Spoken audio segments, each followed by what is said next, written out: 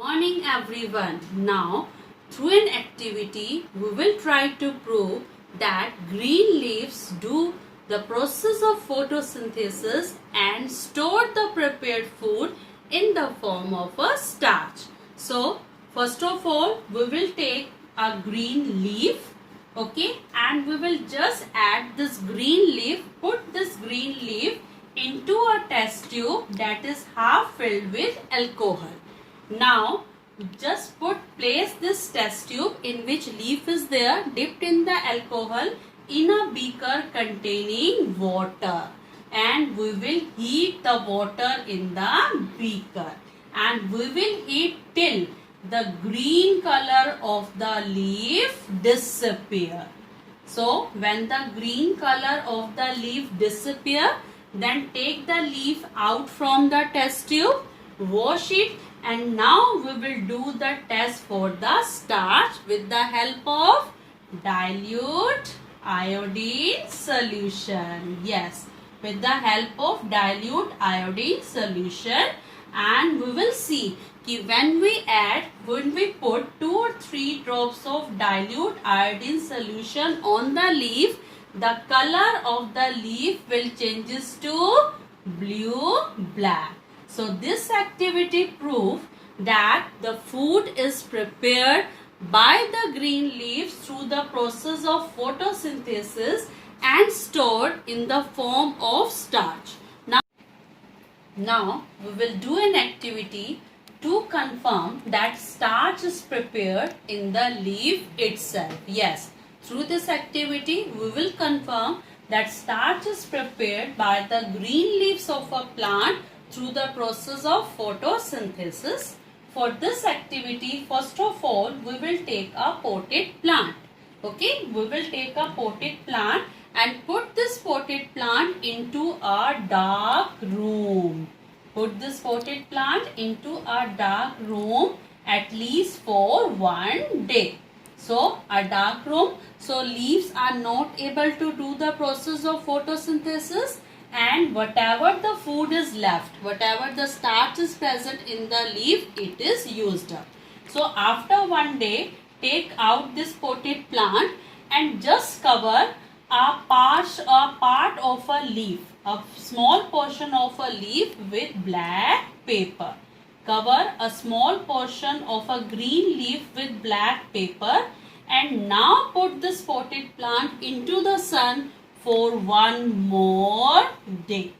Okay, so 1 day we will put the potted plant into a dark room where there is no sunlight. After that we will take a leaf, okay, along with the potted plant, cover a portion of it with the black paper, and now put this plant into the sun for 1 day. Next day we will pluck this leaf and do the process of the we will do the test for the starch. And for this test, as you know, we had discussed earlier, first of all put the leaf which is covered with the black paper, half portion covered, into a test tube filled with the alcohol, and now heat this test tube by placing it into a beaker half filled with water, and we will continue the heating till all the green color of the leaf, the chlorophyll present in the leaf, disappear.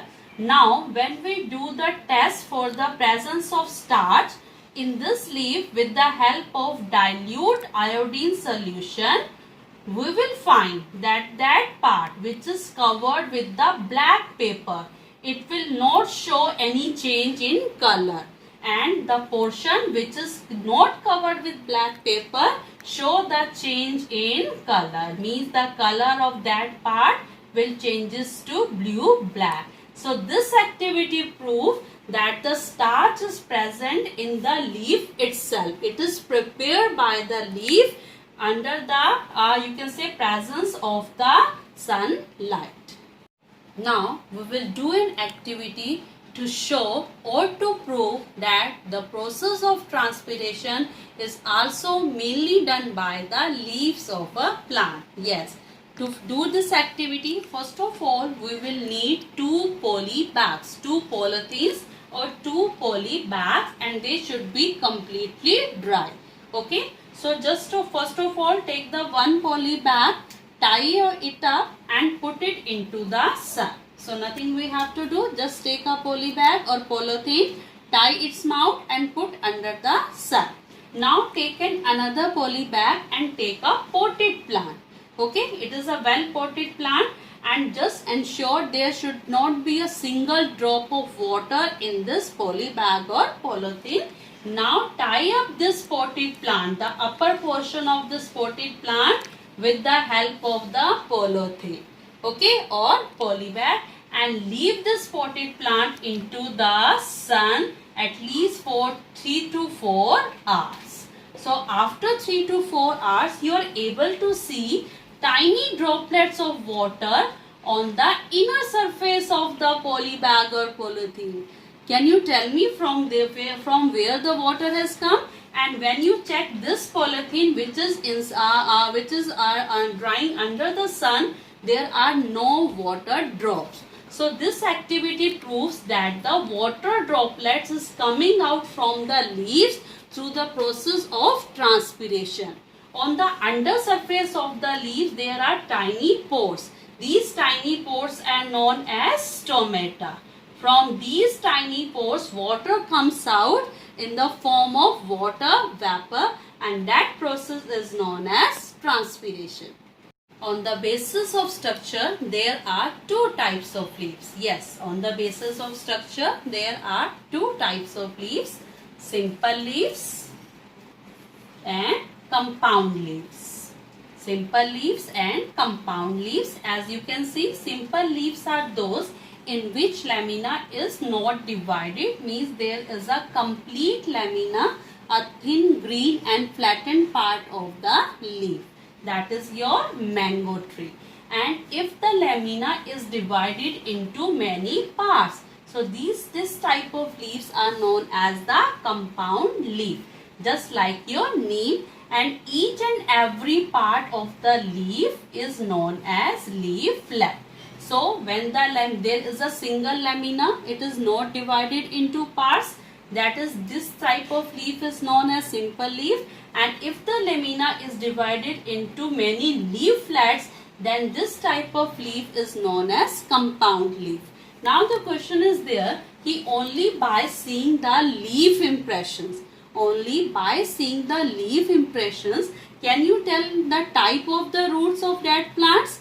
The answer is yes. We can tell which type of root is present in the plant only by seeing the leaf impressions of the same plant.